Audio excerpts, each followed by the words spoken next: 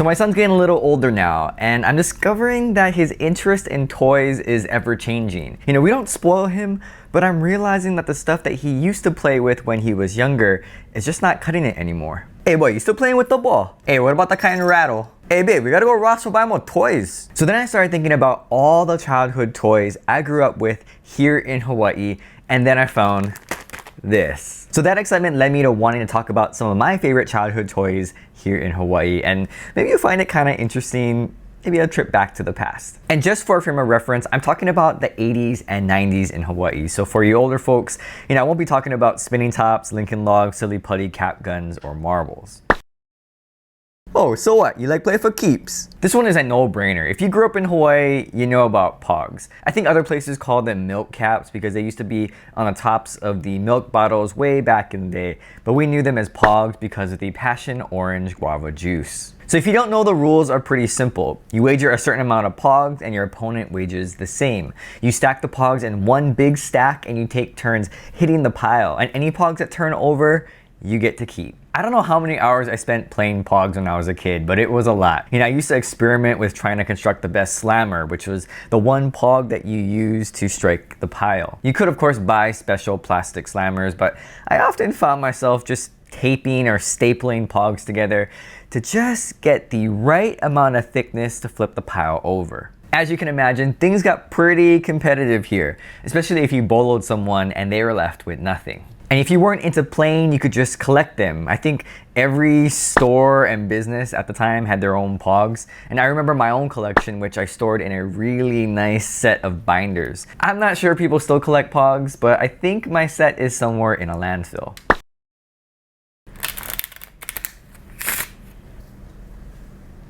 If I wasn't playing POGs as a kid, I was playing cards. And in Hawaii, we played 3 primary games: trumps, BS, and Rich Man Poor Man. And if you had an older brother, maybe you played Pepito. Trumps was an amazing game, especially when it was 2 versus 2.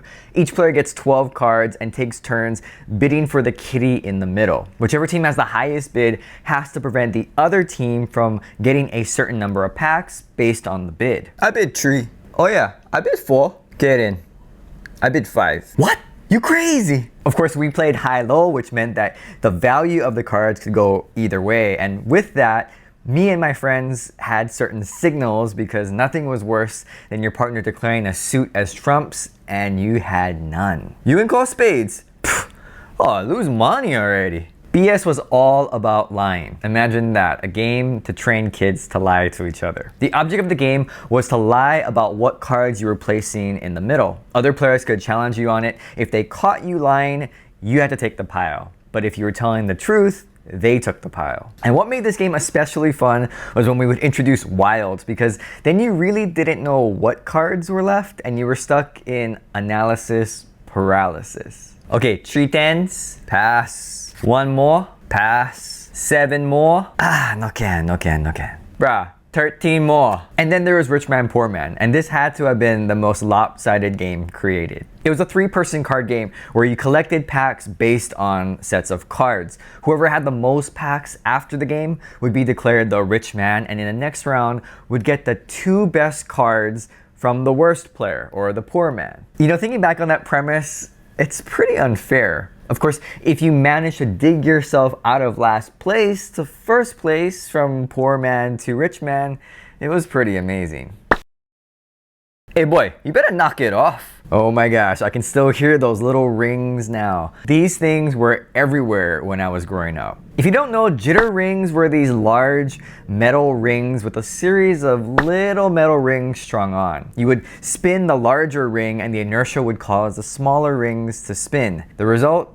A deafening buzz. Kids would be playing with them before school, at recess, and after school. Of course, there was always that one kid who practiced way too much and could do like all those tricks like tossing the ring and catching it or wrapping it around their arm. As for me, I had the hardest time just starting the thing. Hey, try wait, okay?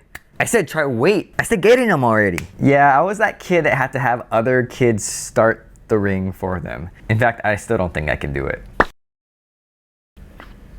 When the weather is as hot as it is in Hawaii pretty much year-round, you have to find cheap ways to cool off, and nothing was cheaper than a water gun fight. And in those epic water gun fights, there were the cheap plastic water guns that you bought from Long's that you filled the water from the handle.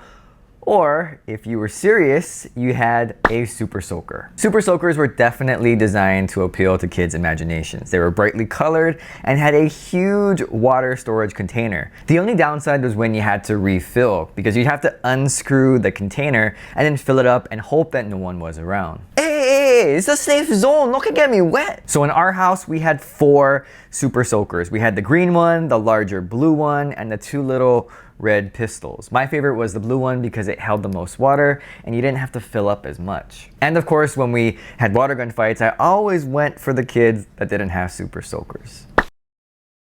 Hey, I can show you one trick. Hey, you like see one trick? Hey, try watch this. So yo-yos are definitely an old school toy, but back when I grew up, it's like they had a revival. I'm pretty sure a yo-yo company sent out a team to every school in Honolulu to demonstrate how cool yo-yos could be. Of course it worked, and kids everywhere were playing with colored plastic on a string the following day. The most popular brand of yo-yo was Yo-Mega, and the model that all my friends had was called the Brain. It was a clear yo-yo with some springs in its core, and I remember the yo-yo making a distinct sound, almost like a distant buzzsaw.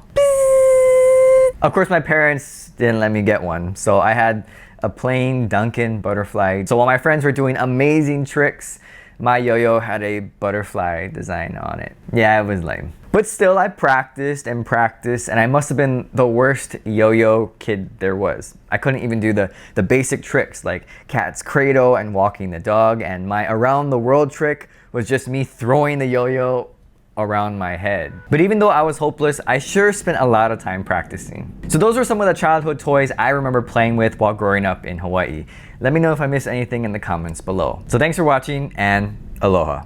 Hey, you remember this? Bubblegum Hawaii. Oh, that's a long time ago right there. Bubblegum. Hey, how about Fun Factory, man? Oh, remember the McDonald's Hawaii POGS? Woo, number 14. This is the classic, unpopped. Right here, I survived Hurricane Iniki. Woo, Gecko Hawaii right here, Gecko Hawaii. Woo, Hawaiian Island Creation, HIC. Hey, Nevada Bobs, how's that? Nevada Bobs right here. Woo, S4U, bro. Oh, these are the milk ones, bro. Woo. Oh, the zip cap right here. Ooh, zippies.